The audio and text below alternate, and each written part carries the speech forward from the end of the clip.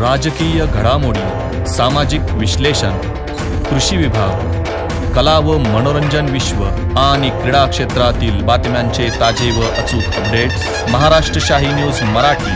बातमी मागची बातमी, शोध सत्याचा। शेतकरी बंधूंनो, आमच्याकडे हायटेक टेक्नॉलॉजी मशिनरींचा वापर करून नामांकित कंपन्यांची विविध प्रकारची रोपे ऑर्डरप्रमाणे खात्रीशीररित्या उत्तम गुणवत्ता व दर्जेदार क्वालिटीत तयार करून घरपोच मिळते। शेतकऱ्यांच्या विश्वसनीय व हमखास उत्पादन देणाऱ्या बियाण्यांचे व रोपांचे BL गांजवे अँड कंपनीच्या मळगंगा ॲग्रो हायटेक नर्सरीला आजच भेट द्या। तसेच मुंबई, पुणे, नाशिक, ओतूर, नारायणगाव, संगमनेर, चाकण यांसारख्या कृषी मार्केटच्या डेली सर्व्हिसमध्ये मिरची, गवार, भोपळे, दोडके, कोबी, फ्लावर, कारले, शिमला मिरची, वांगी त्या सर्व प्रकारच्या भाजीपाल्यांची खरेदी व विक्री केली जाते। आमचा पत्ता Malganga hi-tech agro nursery, Sakur फाटा जवळच, पिंपळगाव देपा, तालुका संगमनेर। संपर्कासाठी proprietor Babasaheb Ganjave Patil, mobile number 7507354521। आगामी जिल्हा परिषद निवडणुकांच्या पार्श्वभूमीवर संगमनेर तालुक्यातील पठार भागातील जिल्हा परिषद बोटा गटातील सर्वपक्षीय नेते, गाव पुढारी, तरुणांनी वंचित व दुर्लक्षित पठार भागातील बोटा गटाच्या विकासासाठी राजकीय पक्षांसह राजकीय नेत्यांना चाकपारा देण्यासाठी मोठ बांधण्याचे काम सुरू केल्याचे महाराष्ट्र शाही न्यूज मराठीमध्ये वृत्त प्रसारित होताच अकोले तालुक्यातील कोतुळ गटात देखील राजकीय खळबळ उडाली आहे। बोटा गटाचे अनुकरण करत कोतुळ गटातील स्वाभिमानी जनता पक्षविरहित राजकारण करत अकोले तालुक्यातील विकासापासून वंचित कोतुळ गटातील पठार भाग, मुळाखोरेमधील काही गाव पुढारी, सामाजिक कार्यकर्ते, समाजसेवक, तरुणांबरोबर काही राजकीय पदाधिकाऱ्यांनी देखील विकासात्मक वाटचालीसाठी गावोगावी रात्रीच्या बैठकांचे सत्र सुरू केले आहे। स्वाभिमानी कोतुळ गटाचा उमेदवार निवडून आणण्यासाठी प्रयत्न सुरू केले असल्याचे चर्चांना उधाण आले आहे। अकोले संगमनेर तालुक्यातील विकासापासून वंचित असलेल्या पठार भाग व मुळा खोऱ्यातील मतदारांचा स्वाभिमान जागा झाल्याने जिल्ह्यात एकच खळबळ उडाली आहे। तर इतर गटांमध्ये देखील असे चित्र उभे राहील की काय, या प्रश्नाने राजकीय पक्ष व राजकीय नेत्यांच्या पायाखालची वाळू सरकली असल्याच्या चर्चांना उधाण आले आहे।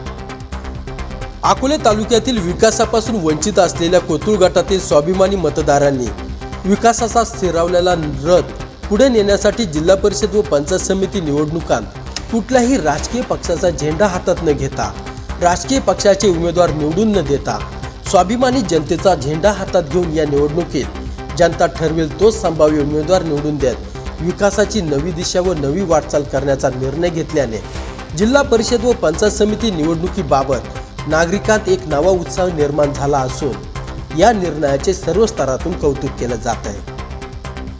कोतुळ गटातील पठार भागाला गृहीत धरलेल्या बलाढ्य राजकीय पक्षांना व राजकीय नेत्यांना ही चपराक देण्यासाठी पक्ष व विविध पक्षांचे झेंडाविरहित राजकारण करत राजकीय खेळी कोतुळ गटात देखील खेळली जाणार असल्याची संभावना व्यक्त केली जाते आहे। या गटातील मतदार ही निवडणूक हातात घेऊन जनतेच्या मनातील उमेदवार निवडून देणार असल्याचे बोलले जात आहे।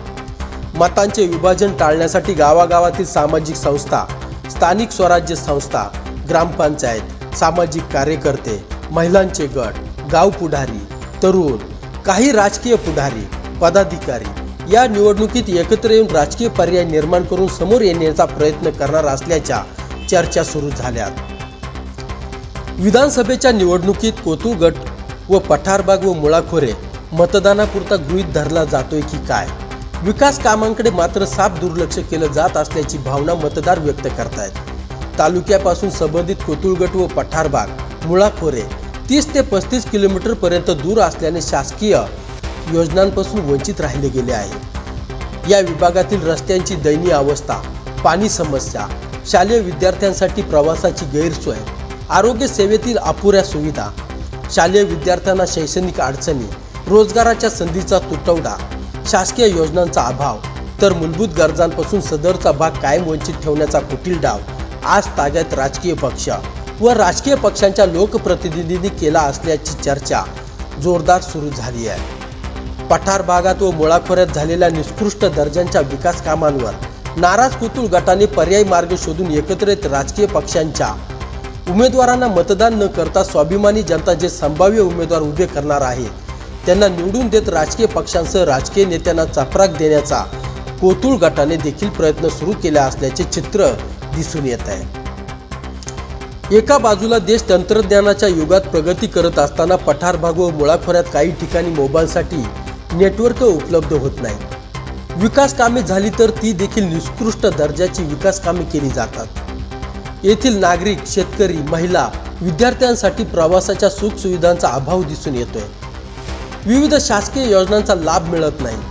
पठार भागातील काही वाडी वस्त्यांवरील महिलांच्या डोक्यांवरील हांडा आजही उतरताना दिसत नाही।